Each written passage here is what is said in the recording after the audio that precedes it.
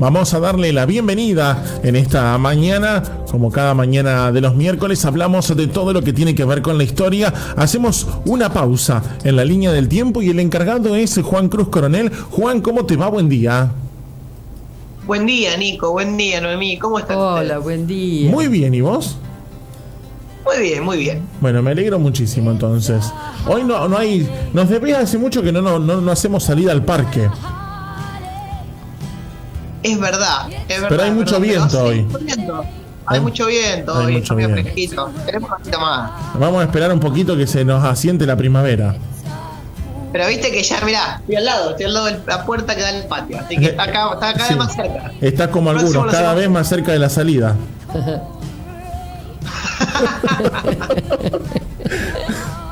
Me tengo que hable de historia ahora. No, vamos a hablar de historia. Vamos a hablar de historia. Dejémoslo ahí, lo guardamos para el sábado. Me la deja picando. Bueno, todo tuyo, Juan.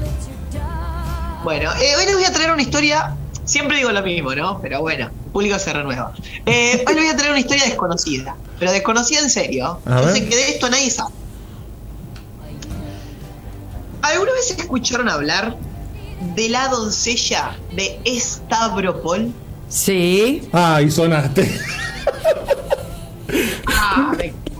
Perdón, no sé si se puede decir al aire.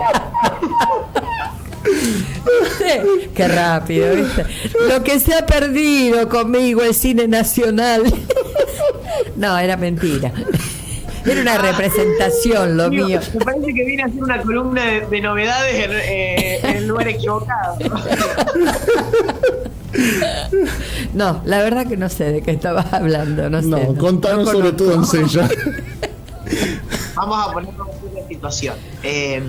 Rimma Ivanova, perdonen que lo pronuncie medio fulero, pero el ruso no es mi fuerte y los nombres rusos menos. Fue una joven habitante del Imperio Ruso, nacida el 21 de julio de 1894 en el seno de una familia muy religiosa de orientación ortodoxa, es decir, de la Iglesia Ortodoxa rusa. Su padre era tesorero de una diócesis, de una diócesis ortodoxa, era sacerdote, y su madre era una señora muy religiosa. No hay mucha más información. La cuestión de que lo importante es que la querida Rimma fue educada en un ambiente muy religioso donde se le inculcaron principalmente los valores de la compasión y el servicio. Ajá. Rimma se gradúa de... los datos dicen de la gimnasia, ¿no? Pero se ve una manera rara de decirle la época zarista a la escuela secundaria, creo yo. En 1913. Y si bien tenía pensado realizar estudios superiores en economía política y en derecho, primero decide tomarse un año sabático y dedicarlo al trabajo con la comunidad. Se vuelve profesora de infantes, tutora, y posteriormente decide entrar a las Hermanas de la Misericordia. Se hace monja, por así decirlo. Ajá. Pero no estamos hablando de una época cualquiera. Estamos hablando de 1913. En 1914 estalla la guerra. Claro. Al mismo tiempo que ella toma los hábitos, la guerra, asesinan al archiduque Francisco Fernando, y la guerra entre Rusia y Alemania estalla, ya que los rusos salieron en defensa de los serbios. Bueno, la cuestión es que ella decide tomar un curso de enfermería y asistir al frente de batalla como colaboradora. 1915 la designan al frente y ahí es cuando... No es que la designan al frente. En 1914 la destinan a un hospital diocesano, al hospital diocesano de Stavropol, donde ella vivía. Ahí es cuando entra en contacto por primera vez con la muerte y con la agonía de los heridos, provenientes de estas etapas tan tempranas de la Gran Guerra. Un año después, en 1915, ella solicita poder asistir al frente de batalla.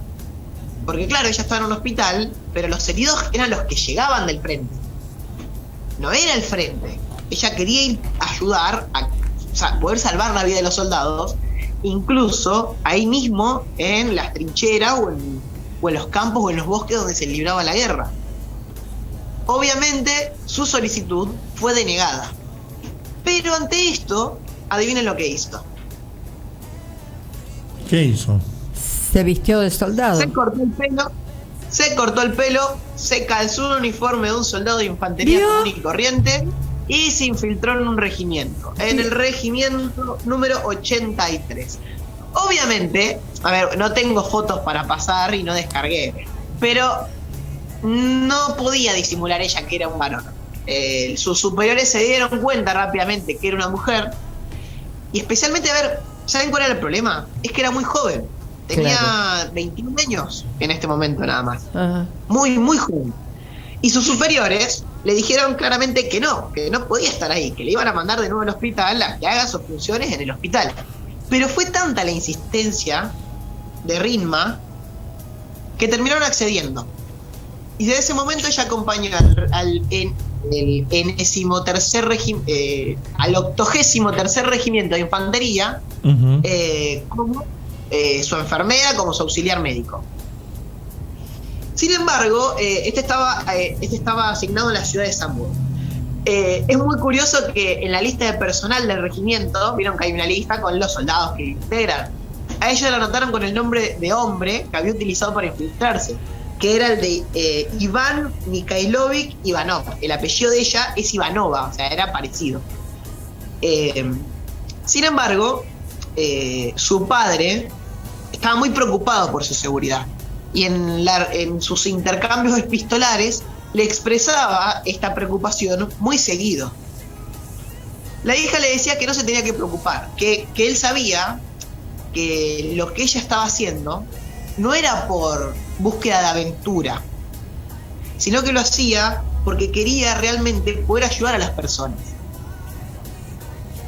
Con el tiempo la terminan trasladando al 45º Regimiento de Infantería, con asentamiento en la ciudad de Orenburg, el 105, donde su hermano mayor trabajaba, era el médico del regimiento.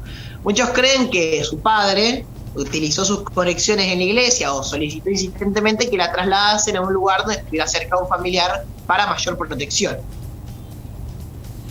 Ella va con el regimiento y continúa su trabajo. En el regimiento va a realizar trabajo de todo tipo. Va a ser paramédica, va a hacer ordenanza, va a asistir soldados en el frente y va a atender puestos de vanguardia. Se estima que sirviendo en el regimiento número 83 y en el regimiento número 5 salvó alrededor de 600 vidas. Arrastró a 600 soldados heridos del campo de batalla hacia la seguridad tras las líneas enemigas, salvando sus vidas. Obviamente por esto la van a condecorar, y la van a condecorar mucho, recibiendo por ejemplo la Orden de San Jorge, que era la orden principal del Imperio Ruso militar, en 3er grado, por su heroísmo. Pero su historia no termina acá. El acto más gallardo viene a continuación.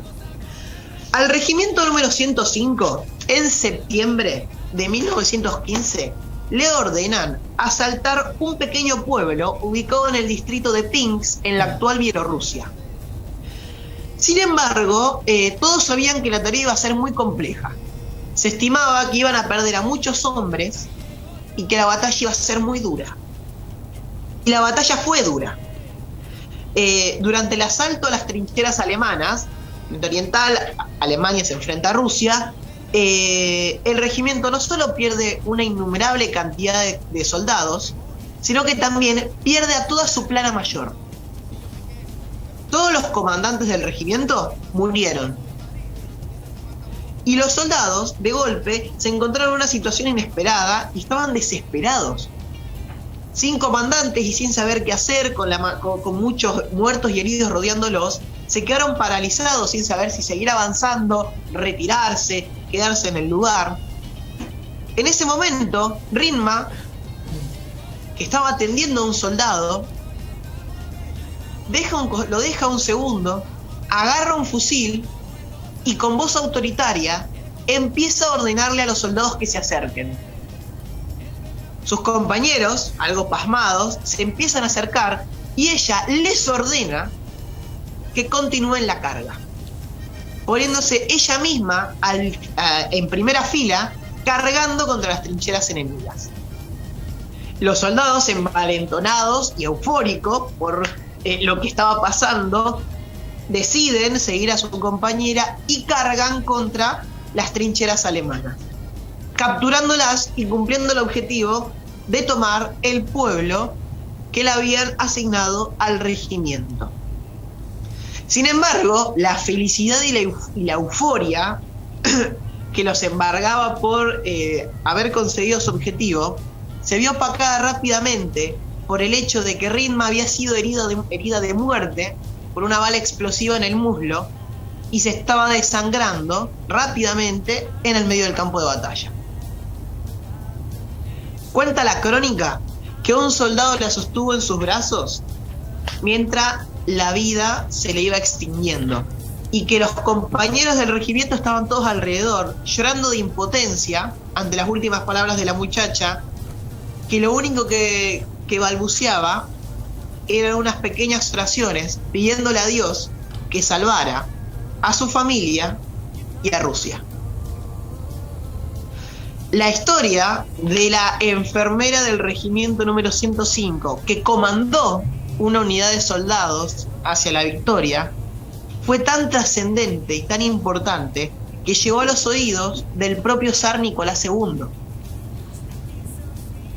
el cual, unos días después de su fallecimiento, decidió, con su autoridad de zar de todas las Rusias, emperador de todas las Rusias, y a petición de los soldados, dice el texto, del regimiento número 105, otorgarle a Ritma Ivanova la Orden de San Jorge en 4º grado, convirtiéndose de esa manera la única mujer en la historia de Rusia en obtener una condecoración tan alta por su heroísmo y su valentía en el campo de batalla.